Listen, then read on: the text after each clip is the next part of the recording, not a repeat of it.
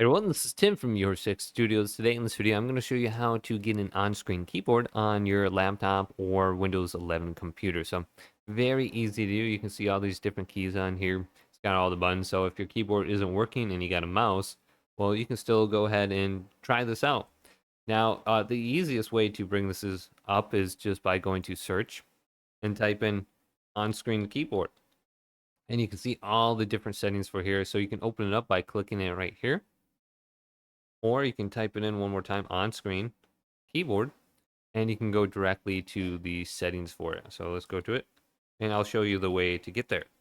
So on screen keyboard settings, click this and open this up, and this will be under the accessibility option. So on the left here, when you go to settings, right here from the Windows Start button, go to settings. This is opened up. Go down to accessibilities, and then there should be an option for keyboard down here. And then we should see the on-screen keyboard. Just open this up, it'll turn on right there. So if you don't got a keyboard, you can still type things in. And yeah, you should be good to go.